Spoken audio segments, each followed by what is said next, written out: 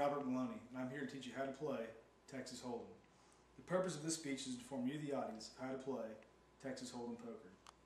There are many different strategies in Texas Hold'em. Before you can learn these, you need to know the basics, including the terminology, knowing your hands, and how to play the game. Do you like watching professional poker on TV?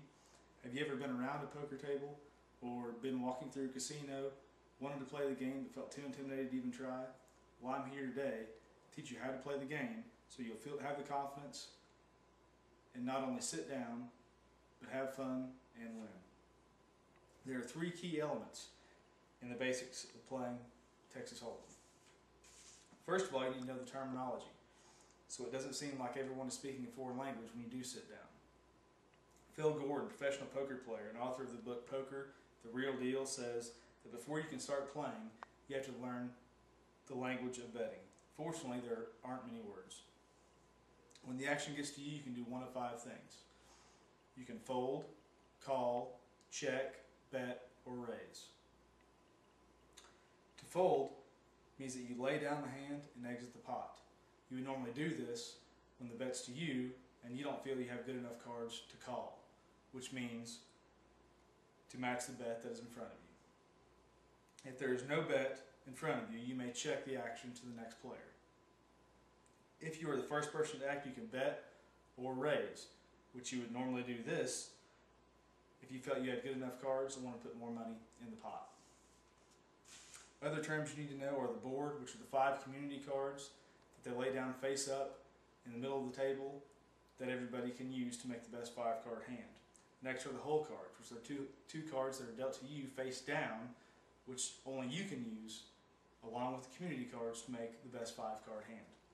Next are the blinds, which almost every game will incorporate some sort of blind or mandatory bet, which normally starts at the immediate left of the dealer. In most games, there is a big blind and a small blind, which is a fraction of the bet of the big blind, or the full bet. Once you get the terminology down, you need to know what hand beats what, and that the better your hole cards are, the better you have a chance of making the best 5-card hand. According to cardplayer.com, a person with the best possible card combination, ace-ace, can expect to win about 88% of the time. Meanwhile, the worst possible hand, 7-2 offsuit, can expect to win about 12% of the time. As far as the best 5-card hands go, there's the Royal Flush, which is an ace to 10 straight, all of the same suit. Next is the Straight Flush, which is 5 cards in sequence, all of the same suit. Next is 4 of the kind, which is like its name, 4 cards of the same kind. Next is a Full House, which is a 3 of a kind plus a 2 of a kind.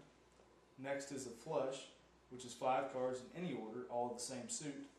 Next is a Straight, which is 5 cards, all in sequence of any suit. Next is 3 of a kind, which is 3 cards of the same kind. Next is 2 pair, which is 2 of a kind plus 2 of a kind. And next is 1 pair, which is 2 cards of the same kind. If no one has any of these hands, the highest card wins. Now that we know the hands and the terminology, it's time to play. Next comes, after the blinds have been posted, 2 hole cards will be dealt face down to each player. Next comes the betting, which begins with the person immediately to the left of the big blind. Then comes the flop, which is the first 3 community cards laid face up in the middle of the table. After the flop, it's time for more betting. We start this to the immediate left of the dealer, or the small blind.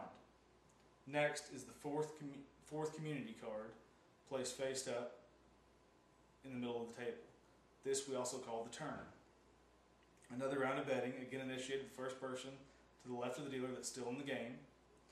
Then comes the river, which is the 5th and final community card placed in the middle of the table.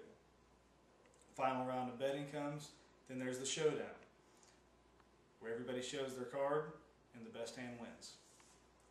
These 3 elements, terminology, knowing the different hands, and knowing how to play the game, are the most important factors in getting started in poker.